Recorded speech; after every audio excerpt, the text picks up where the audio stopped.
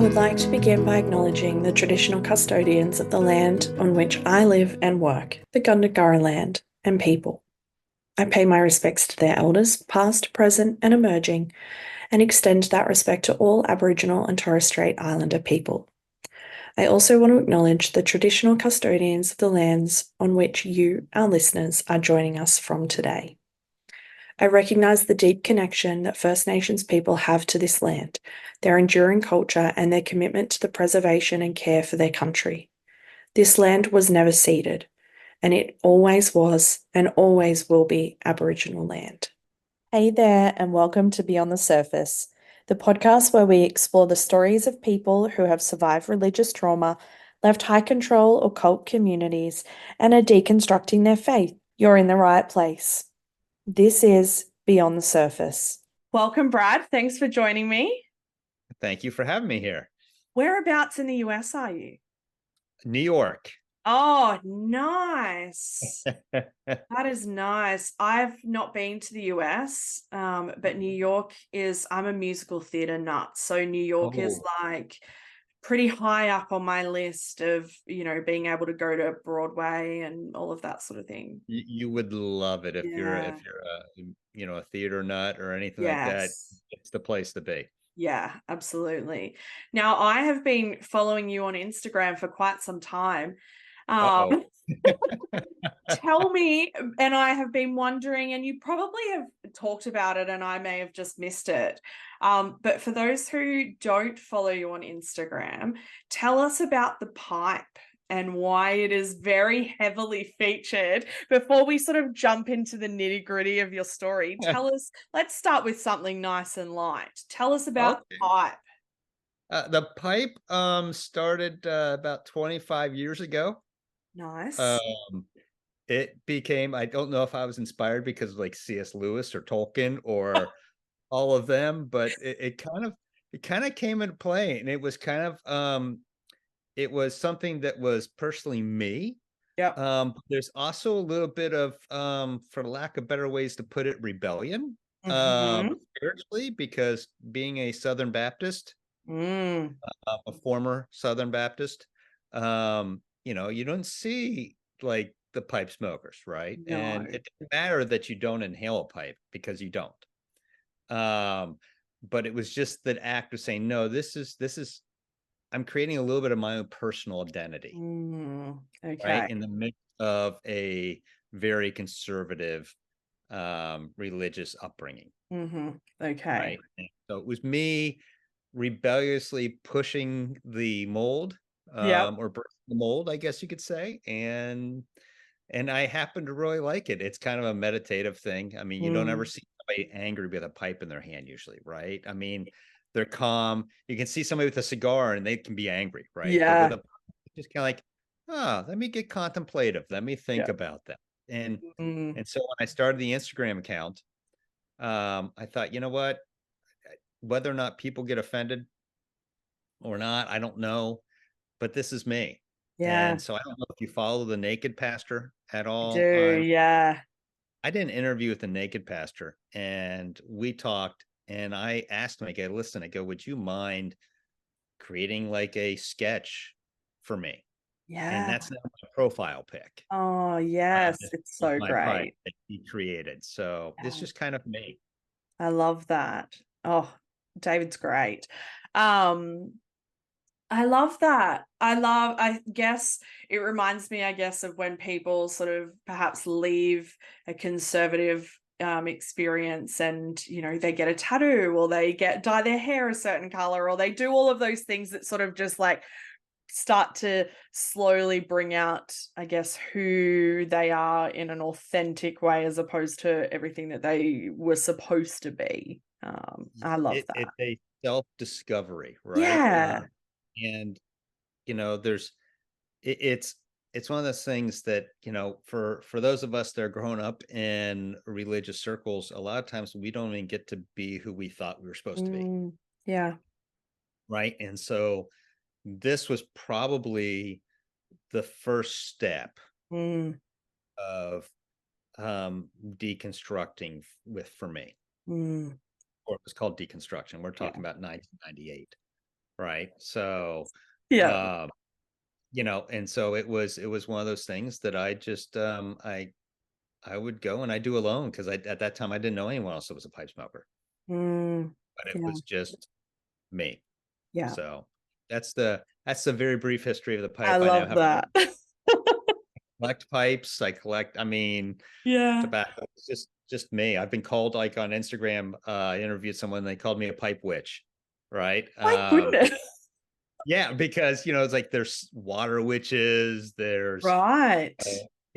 nature witches, as they Mhm. call like all these different. They go, "You're a pipe witch." I'm like, okay, There's worse whatever. things you could be called, right? Exactly. I've been called worse things, right? So it's all good. Oh, oh gosh, that's great.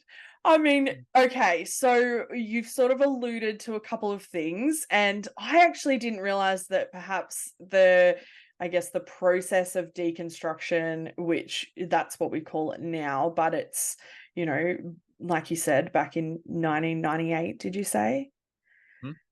It wouldn't have been called deconstruction at that point. That language is relatively new. And so where does your story start?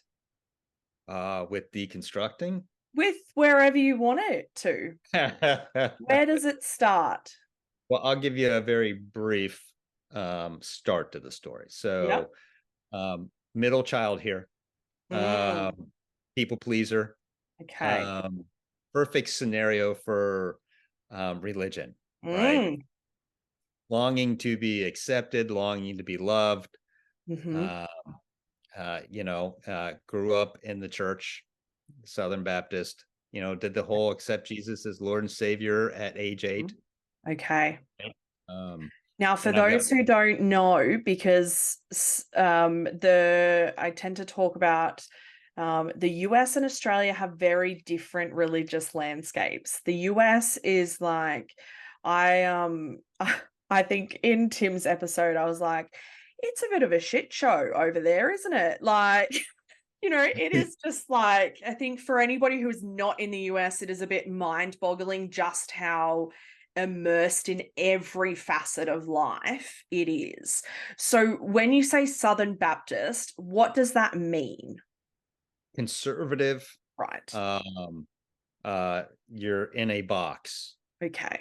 You don't think outside that box. Mm-hmm. Uh, you see that a lot of conservatives, like you see on TV today, the far right, Mm-hmm. uh, politically, Mm-hmm. uh, it literally seeps into every aspect of your Yeah. life. Yeah. Okay.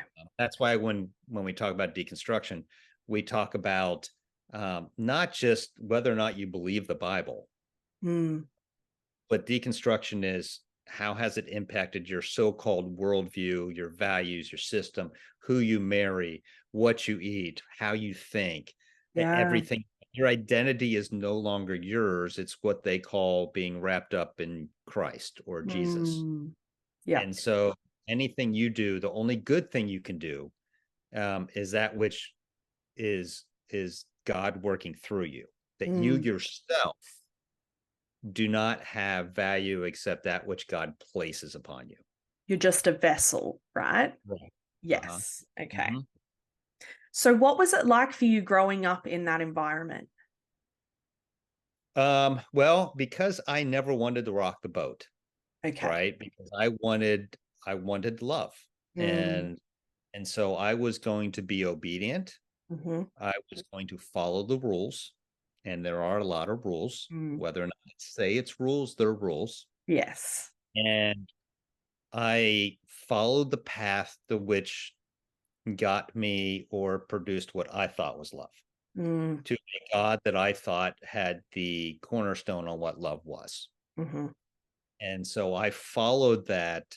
And mentally, what people may not understand, they're listening to this that don't know a lot about deconstructing, um, is churches grab children when they're younger, and there are a few things they're told, whether through stories or something else. It's number one, you're sinful. Mm. Uh, Number two, you're sinful, but don't worry, God created the heavens and the earth and has a plan for your life. Number three, because you're sinful, even though you may not understand what that is, because remember, children have no cognitive ability to critically think. Yeah. And so because you're sinful, you're going to hell unless you ask Jesus into your heart and give your life over to God. Mm-hmm. If you don't do that, then there's a good chance, because you're in church, that you will spend eternity away from your parents. Right? And that there's nothing good that you can do, but only when Jesus lives in your heart can goodness come out of you, right? Or work through you. Yeah. And so as a child, those brain waves are molded and shaped and designed in such a way that that you start processing quickly.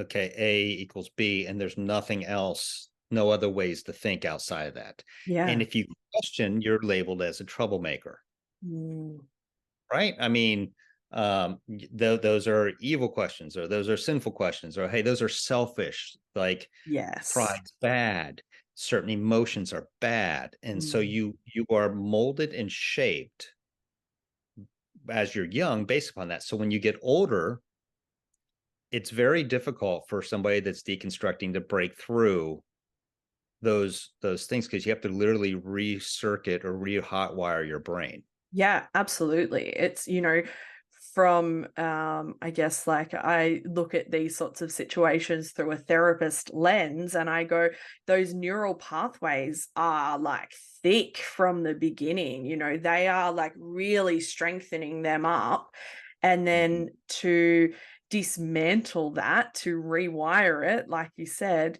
it doesn't happen overnight. That's for sure. It can take decades for that to happen, because it is not just something you were taught, it's who you are. Right.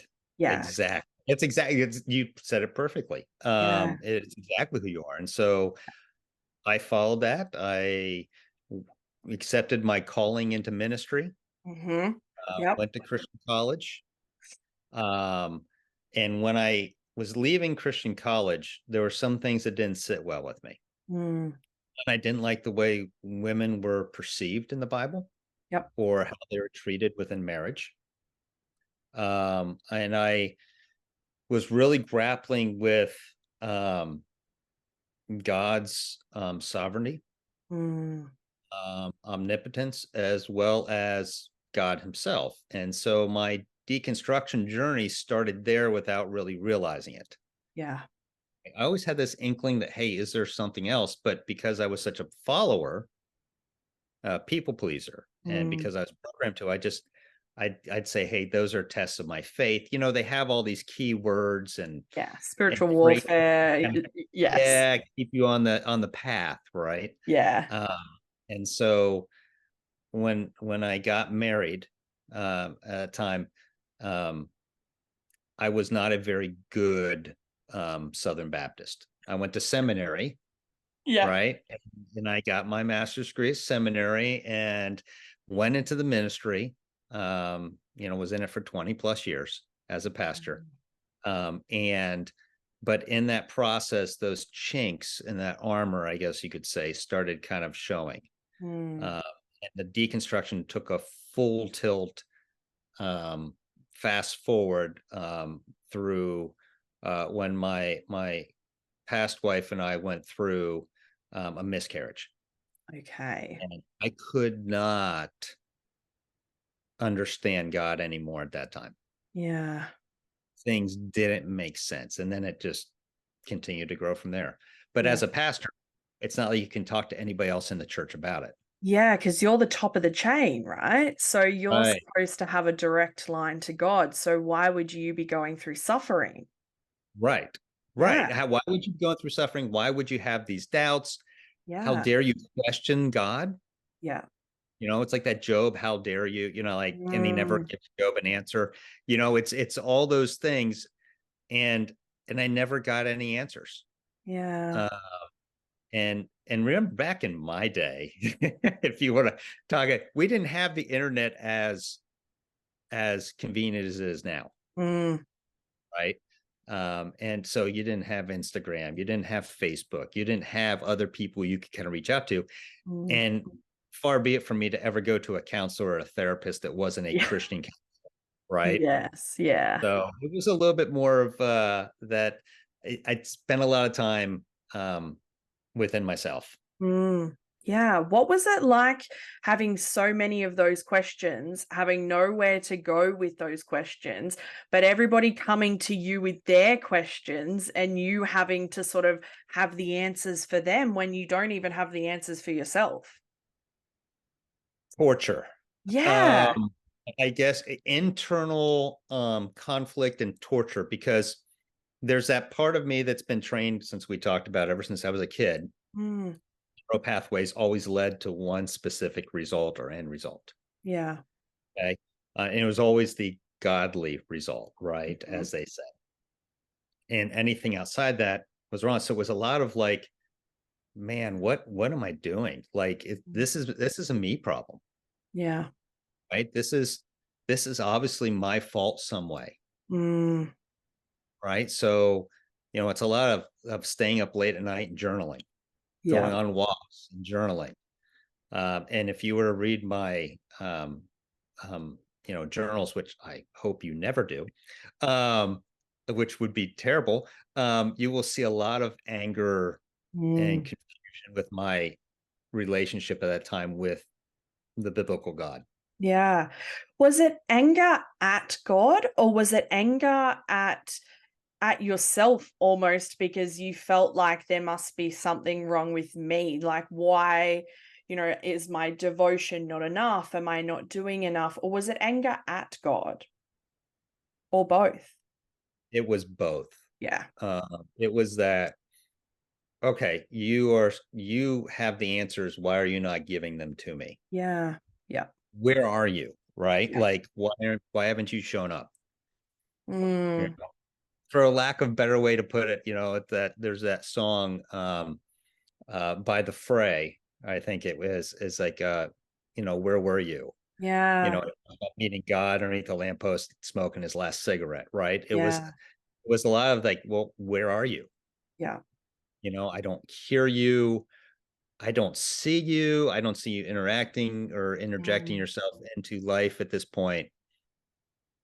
Are you absentee landlord? Where are you? yeah. At what point did you leave the church? How did that happen? Now, I know a little bit of how that happened, but um, tell us, I guess, a more full picture of how that happened. Well, as I continued on, right before COVID hit, I'd come to the conclusion in my mind, and through me personally, Mm. that homosexuality wasn't wrong. Hmm. Okay. I bet that went down well. Oh, well, that's not something you share right off the bat, Oh, right? no. Mm-mm. Especially when you've got two younger kids, Yeah. about 13 and 15, and you realize that, okay, can we make it financially if I say this? Because Yeah. you're out, period, Yeah. of the church. Right? Yeah. And so I I was really wrestling with that. Thankfully, my ex-wife as well was deconstructing, and she may have been Okay. a little bit further along than me. Um, but what happened was I'd gotten to the point where I didn't think it was wrong. Hmm. And lo and behold, I'm in a church. Now, when I say pastor, I've preached on stage, stuff like that, but I never wanted to be like the preaching pastor, right? Okay. I didn't like that. Hmm. Uh, I've held, I've held all, I mean, every facet within the church you can hold, right? Mm. So at that time, I was the family life pastor. And so I oversaw the children's ministry area and all the workers there and employees. And I oversaw the student ministry and the employees. And I oversaw the, young adults Yeah. at that point, right? So wasn't a large church. It was only about 2,500. And so I I oversaw them, and I remember one Sunday morning, the small group that my daughter was in, some parents and some workers came up to me and said, "Hey, listen, we want you to know we're praying for your daughter." And I'm like, "Did something happen? Did she hit her head? Is it an injury? Where do I need to be?" How old is your daughter at this point? My daughter at that point, I believe, was 13. Okay. Yep. Right. And they go, "Well, she came out and told everybody she was a lesbian." Okay. No idea. Hence the prayers. Right. And they basically Okay. trying to help fix her. Right. Basically, Yeah. Yeah. my immediate knee-jerk reaction, and still is like, she doesn't need to be fixed. Yeah. Right. Um, and it became very clear at that time, amongst some other things that were going on, there was also a controversy not long after that about some abuse towards a female worker that was swept under the rug, stuff like that. To which I got called because I was one of those who called it out. So anyways, I knew at that point it was either my daughter or the church. Mm. And it was a no-brainer for me. I was Yeah. like, this is my daughter, totally. But that means my life as a pastor is done. Yeah. So Yeah. everything kind of came to a head. It had worked for the last, like 25 years up to that point, but everything came to a head. And so I knew it was time. I knew it was over. So, not long after that, I was signing an NDA. Course. Of course, I'm the only one that I've ever known of the people that have left that signed an NDA or Yeah. had to, right? But, and so I signed an NDA and got my 3 months severance. Right. And then, okay, well, where are we going to go? What are we going to do? How are we going to survive? And so I had to start over. Oh my goodness. So, so there it is. I started over, which means, and it's not like I'm going back into ministry. It's like all of that is done. And I took a year and I studied and I read all the things I was never allowed to read. Yeah. Right. And I I did the started. same. Right. Yeah. Right. Yeah. It's like, oh, this is nice. And I didn't tell anyone really, Yeah. what was going on. Right. So I Yeah. spent all that time reading, studying, loving what I was learning and thinking, oh my God, you kind of feel like you've been lied to or you were deceived, all those typical things that people that are deconstruction going through. Right. There's anger, there's all of this. And finally, after about a year, I'm like, okay, I'm ready now to say where I'm at. Yeah. And so I sent a letter to not letter, email to my closest, family, friends, and said, hey, this is the deal. And then on Facebook, I'm just one of those people that say, hey, listen, you're either going to love me or not, which is really difficult for a people pleaser. Yes. And I said, listen, I am no longer classifying myself as a Christian. Oh my goodness. Big call. Yeah. That there were a couple people that reached out in my DMs. Was like, hey, once I've had these same questions, what's going on. But the majority of people were either crying on my Facebook page, oh, please come back to the faith, yada, yada, yada. And I knew by doing that I was going to lose friends, but I didn't know I was going to lose everybody from before. Yeah. Including, my mom who hasn't talked to me for 4 years. Oh my goodness. I knew that bad things were going to happen in the way of relationships. And so basically anybody I knew before, there were a couple people that I still would consider friends. But the majority, all the collegians, all the people I ever had as a pastor, like that I worked with, I prayed with, everything gone. And the problem with being a pastor is nobody wants to ask you.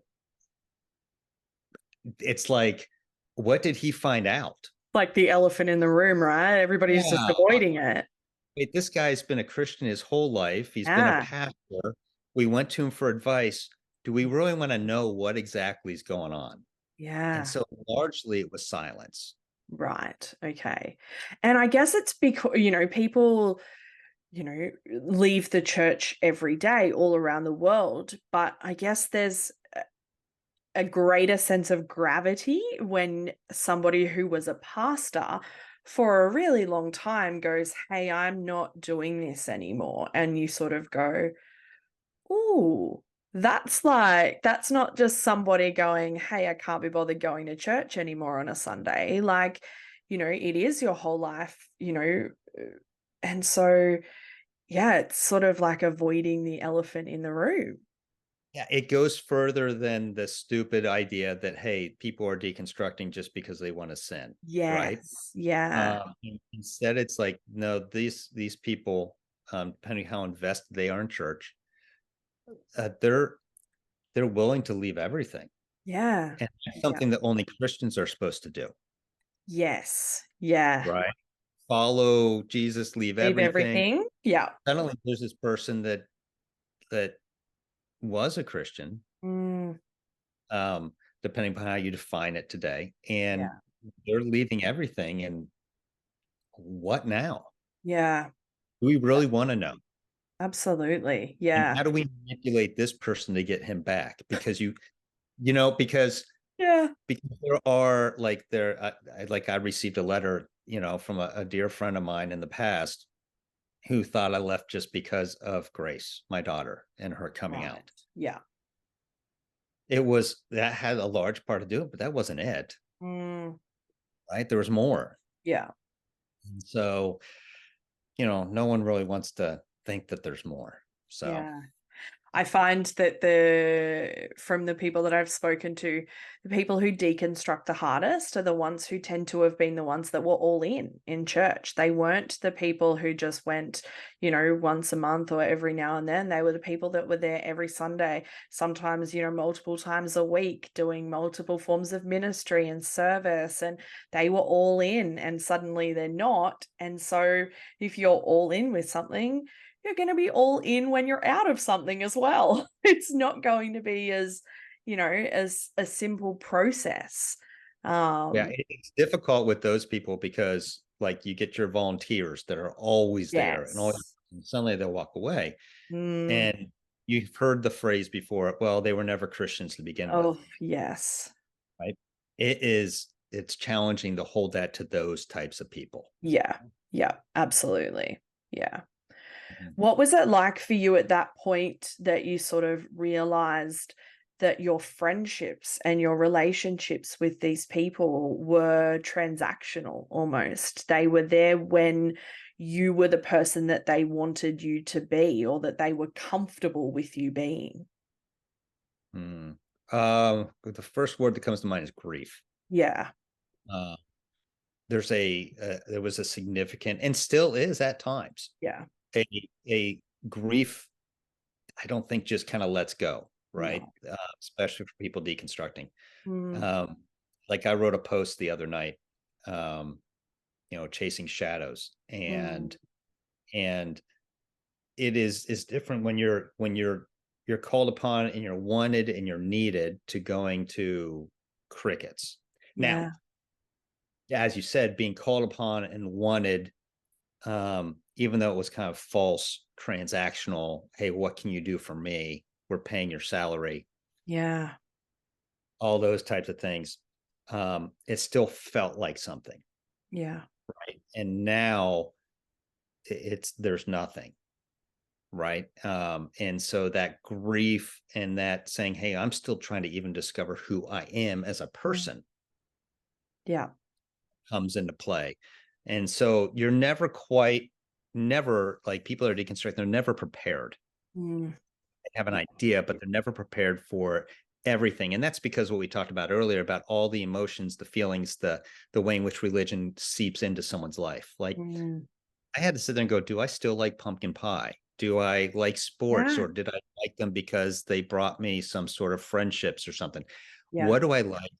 Do I, my view on marriage, is it the same? Is it different? Everything Yeah. is in there that is being Yeah. deconstructed. I have a good friend who's also a religious trauma therapist, who describes the the lifelong process, a bit like the whack-a-mole game, because you never quite know when something's going to pop up, because it's been so ingrained in you that something can come out of seemingly nowhere. You don't see it coming, and all of a sudden it's there and you have to deal with it. And as a life coach, as a life coach, I can be talking to a client, helping a client get off perfectly fine, and then like Christmas time, a song can come on. It's like a trigger. And you have to learn to sit down for 10, 15 minutes, feel those feelings, because I think that they teach us. Yeah. Right. I don't look at triggers as bad things, but teachers. Yeah. Right. Of us getting in touch with ourselves. And so, and I'm sure I'm not telling you anything new. And so learning to sit with that was difficult. Yeah. Right. But even when you can learn to sit with those things and those triggers and those feelings and emotions, and learn to kind of say, okay, I can accept this, but and then after 15 minutes, it's not going to ruin my day. It's okay. I felt that. It's valid. Yeah. I learned from that. Let's continue to move forward. Right. And so, yeah, there's always going to be times, I think, for people that have deconstructed or are deconstructing, I should say, or that you're going to get knocked the wind out of you. Yeah, absolutely. And that's okay, because I look at deconstruction as, I think David and I were talking about, the Naked Pastor and I were talking about it, and I learned from him. I don't look at deconstruction as blowing something up, more as like growing up and through. Yeah. Things are falling off. Right. And so it's more of a frame. It's different than what was programmed before as a kid. Yeah. To, okay, no, let's shift our perspective. Yeah. With that. Absolutely. And I think people tend to see deconstruction as crumbling, like everything sort of just breaks down or it crumbles or explodes. I actually don't often use the word deconstruction. I tend to use the word detangling, because I feel like once you detangle something, it expands and it gets bigger. And often I find that tends to happen. You know, your knowledge expands, your curiosity expands, your sense of spirituality can expand into different areas. But I want to ask something before we sort of get into more of the deconstruction, is what was it like for you as a dad to hear about your daughter coming out through someone else? It wasn't bad. Okay. For me, I think because I know my daughter. Yeah. All right. So my daughter, if she's going to go big, she's going to do something, she's going to go big. Right. I love that. I never had to worry about her following someone. She was always going to be the leader. Right. Okay. Nice. So it didn't bother me. It made sense. Okay. Okay. So it's like, okay. Right. That's okay. It was a greater understanding of her. And it allowed me to let her know how much that I loved her and cared for her. Yeah.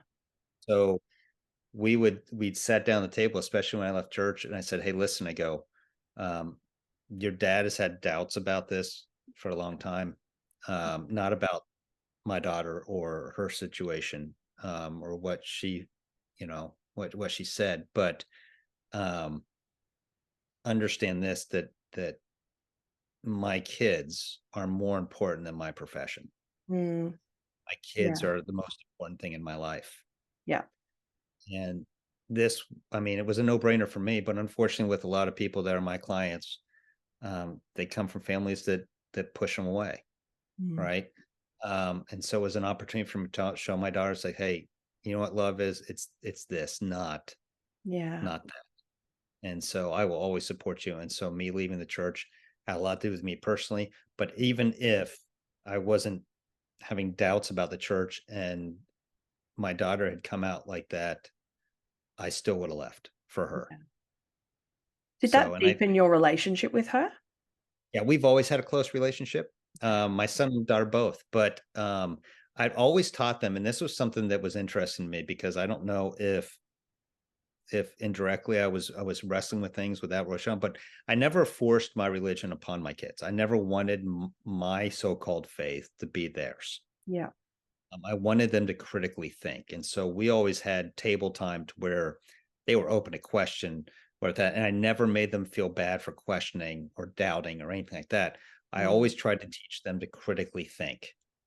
And if their faith became their faith, fine. Yeah. That's okay. It's the same way I treat my clients. It's like I have no end goal for my clients. I don't want them to leave the church necessarily. It's not my call. I don't want them to become just spiritual. I don't want them to become atheist. I don't want them or anything like that. I want them to become who they are and Yeah. true to themselves. Yeah. Right. And I treat my kids the same way. One of the hardest parts, I think, for me coming through that deconstruction process was realizing some of the systems or the beliefs that you upheld and the harm that I had done and inflicted on other people in my belief system and my faith in the way that came out. What is that like for you as a former pastor, having upheld that system for a really long time? I think there was a lot of wrestling for me because I was like, okay, can I forgive myself? Yeah. Right. I mean, Yeah. uh, I can say, yeah, I didn't know any better. At least for me, I didn't. It's not like I planned to manipulate people or anything like that. I didn't plan to give them what people consider false doctrine or tell them the Bible's the truth when it's probably a lie. Stuff like that. Yeah. It was the way I was trained since I was a kid. Mm. I mourn, yeah, about that part. Sure, I think there's that. I think there's a part to where I'm kind of like I don't want to live in regret. And I mourn two things. One, that I followed the path as a people pleaser. And two, that I never got to experience or become what I could have became or become. Yeah. Right.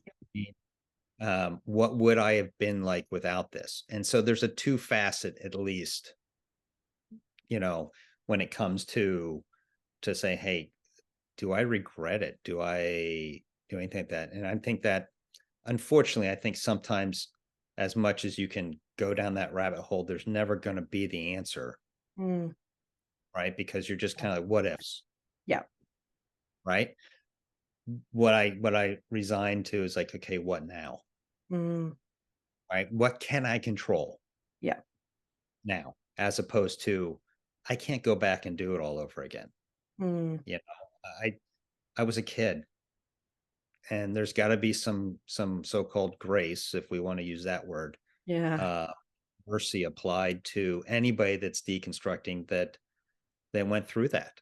That there's got to be that self-love, self-care, forgiveness of self, to where you're just like, hey, if you're one of those people that just, you didn't purposely set out to harm people, that there needs to be that grace and mercy and of yourself, and they say, okay, now what? Yeah. Absolutely. I guess it goes back into that sort of cliche sort of saying of when you know better, you do better. So it's that, what do I do I've now? heard that an awful lot lately. Yeah. And I have a dear friend who I love very much, who always says that line to me, and I hate it, but I love it. Yeah. I It's a challenging statement. It is, because it makes you stop in your tracks. Yeah. And I'm so tired sometimes of doing better, right? Like, in the sense that, because what that implies is, okay, you done screwed up, right? And what it usually shows me is some sort of past, whether belief system or neural pathway, that has been set that needs to change. Yeah. right? And that's not something you want to know about yourself, right? I No, mean, like yeah. you don't want to know that, but in learning those things, you just hope that the people around you, or if you have solid people around you, give you that time to do better. Yeah, absolutely. It is it's a confronting cliche Mm. Oh that my people goodness. that It's people it's say. Yeah.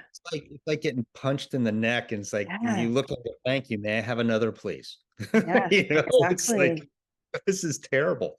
Yeah. Um, when you have somebody like that in your life, Mm, willing to tell you those things, mm, that's gold. yeah. Because coming from the church, coming from that, usually if you were told something like that, it's because you weren't doing something that they thought you should be doing spiritually. Yes. Yeah. You're not becoming what Holding they you think. accountable.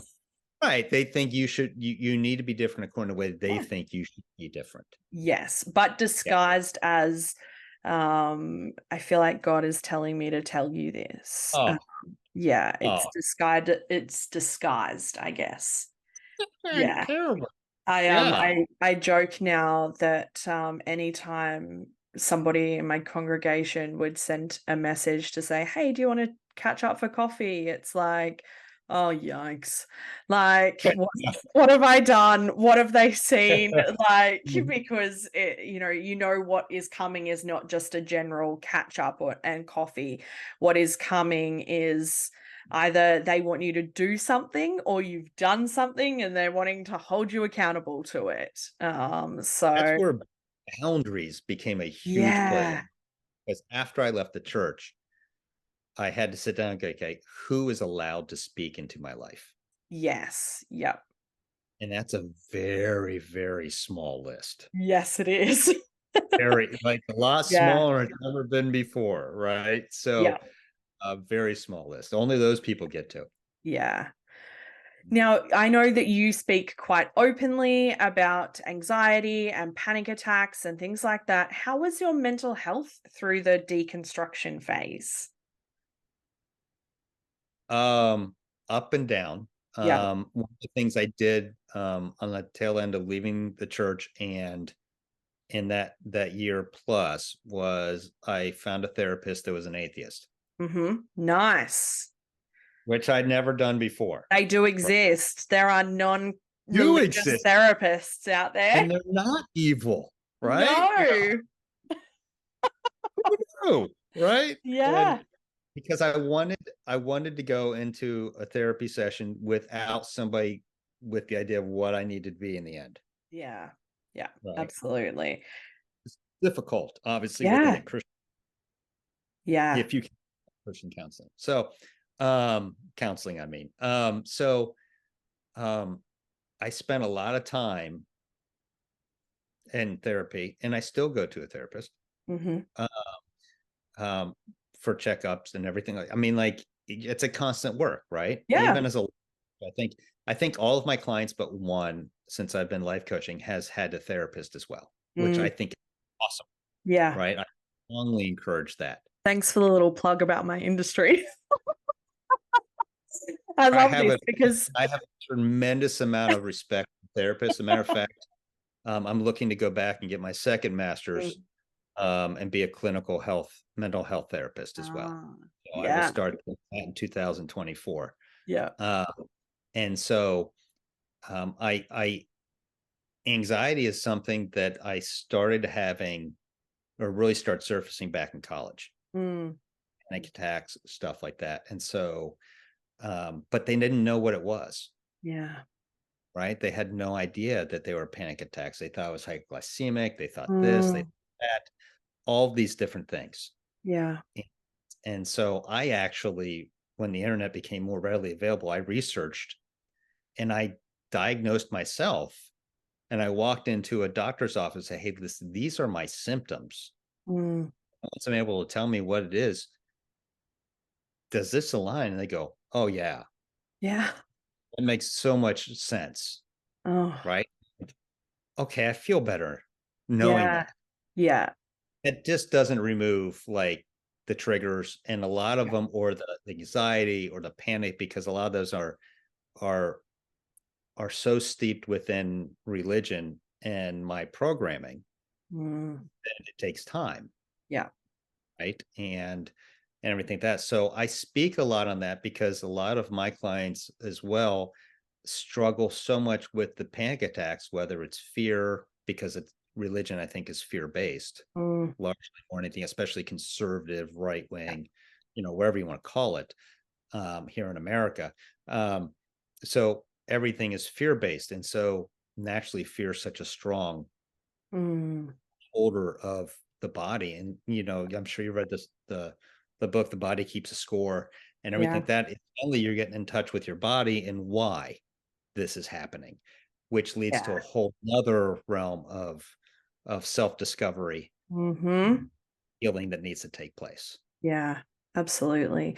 And it's all of those things that you are told when you are in the church and when you are in that sort of fundamentalist sort of environment that are, of the world and are sinful or are, deceitful. Feelings are deceitful, don't trust your own heart, don't trust your own body, only trust God. All of those, that sort of those platitudes that just further reinforce that disconnection from yourself. Well, yeah, the Bible verse about the heart is deceptively wicked. Yeah. Right. And you, because you can't trust yourself. That's what Yeah. you're told. So now when you are deconstructing, you leave the church, or you're on the verge of or learning self-discovery about yourself. And I don't use deconstruction because that's the typical word, right? Yeah. It's that self-discovery. Say, no, my body, my mind is trying to tell me something. Yeah. Right. Yeah. And this isn't just something to just shoo away and say, okay, this is sinful, I need to trust God more. Relying, my anxiety or my panic attacks are a sign of not trusting God. Right. Yeah. Which total, I won't curse on your show. Oh, you can But curse. It's fine. well, I've been holding back, right? So Yeah. it's for lack of a better word, it's total bullshit. Yeah. Right. Like, because what you're doing is you're basically dividing yourself. Yeah. Whether it's cognitive dissonance or whatever you want to call what's Yeah. going on, you're trying to say, okay, no, this is spiritual warfare, or this is evil. This is my fault Yeah. that I feel this. And that's a big problem with people that are going through this challenge. Absolutely. And that's not coming just internally, that's coming externally as well. Spiritual bypassing is like rife through all churches, I think. Just give it to God. Okay. Yeah. Yeah. If you trust That's more, apparently supposed to fix everything. if you trusted more, it'd go away. Yeah. And unfortunately, what that also does is when you leave the church, you have difficulty trusting your own judgment. Yeah, I remember one of the biggest things that was like that I had to learn. I felt like I had no center of gravity. When you leave, like there was no. It was almost like I don't know where to go. I don't know what to do. I don't know what I think. I don't know how I feel because everything is disconnected. And you've lost what I deemed as like my center of gravity. It was what kept me grounded. So when you take that away, that's it's destabilizing. You have no sense of anything all of a sudden, and to rebuild that takes time and a whole bunch of self-compassion. Yeah, I mean, I hated the question at first. It's like, well, what's your foundation? Yeah. You Yeah. aren't religious anymore. What is your foundation? And I had to wrestle with that because I was always taught morals are only achieved through religion. Yeah. Right. So I just simply, as love is my foundation, period. Yeah. And I had to grow from that. Yeah. What brings you joy and peace now? Oh, that's a good one. Okay. So first, distinguishing, let me ask you your definition of peace. Well, what's your definition of peace? I love it. Just That's the therapist in me. well, that is totally a therapist response, right? Let's do the simple Oh. method here. So, uh, totally, because in the past, peace was always God. Mm. Being God's will Yes. was peace, Yep. right? Um, and same thing with purpose. Mm-hmm. Like people always ask, well, I don't know what my purpose is, because purpose was always given to you by God. Yes. Yep. I have a real visceral reaction to the word purpose I because know, right? all it just has a one track to the purpose driven life that was Oh hammered man, in that book. Oh my goodness. I like Saddleback. That's Oh exactly. my, yeah. So it's funny, there are words that you still sort of just have an automatic association. Yes. Mhm. But sorry, continue with your Same thing with peace, though, right? I mean, Yeah. it's that, oh my God, right? It's like Yeah. I hate that. So it's like I tell my clients, it's like you make your own purpose. Whatever you Mm, put your time and effort into, it creates purpose, yeah. right? Purpose is not given to you; it's what you give to something else. Mm, You give it to yourself, as well. And so, um, as far as peace, purpose, becoming more myself, whatever that may be, from one day to another, is what gives me purpose, what gives me peace. If we had a third word, that would be a sermon, yeah. another P word. So, all that kind of stuff. Yeah. We just need a poem at the end to wrap it all up. Yeah, I But, know. I think that the joy I have now, joy, there's another word, the Mm, happiness that I have now is is being able to walk with someone and see them discovering freedom mm, and being free to be themselves yeah. and not apologetic about it, but confident about it. Yeah. Right. And that's where I put, my purpose towards right now, is that life coaching, and Mm, soon therapy, right? And being yeah. a therapist. And so, um, you know, my comfort, we'll use comfort instead of peace. Mm, My comfort, um, is is learning and continue learning to love myself, yeah. right? And saying, hey, you know what?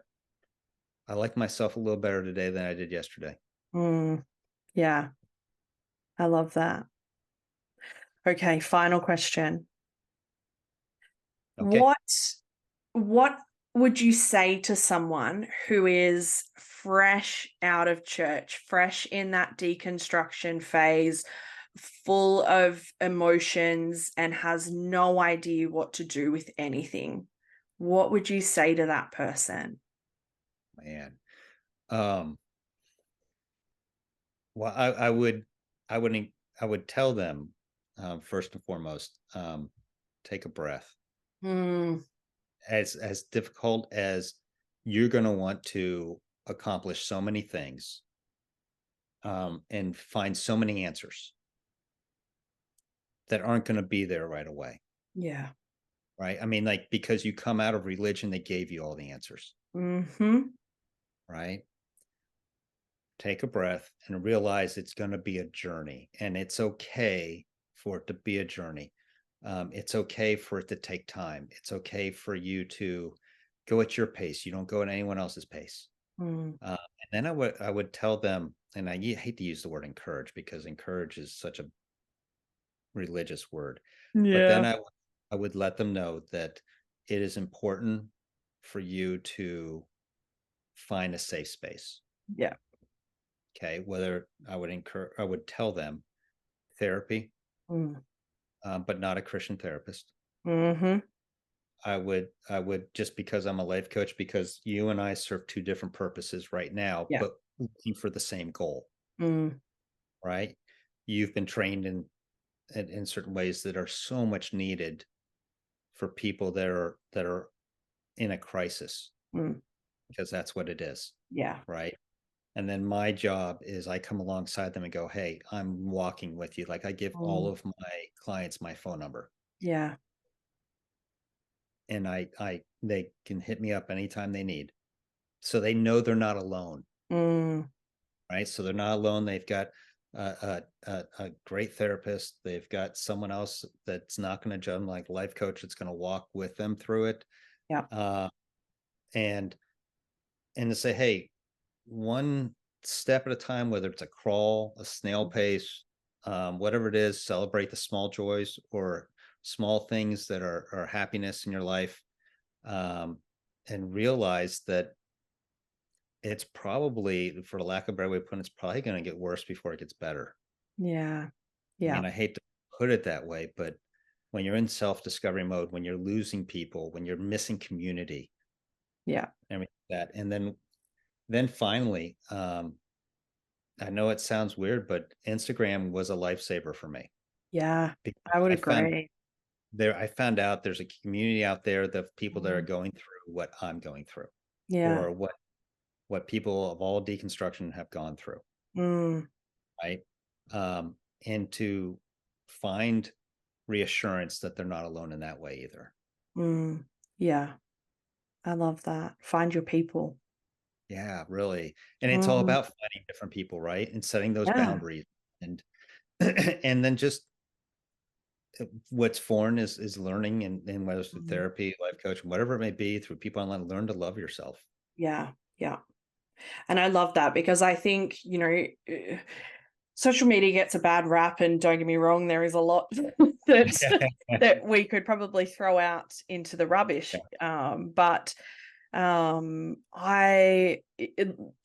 Instagram in particular put language to a lot of what I was feeling, because there were people out there who was, particularly in America, who were talking about it. I remember a couple of years ago, I think, the first few accounts that I found was the Happy Cara and Rachel, the Happy Hallway account. Right.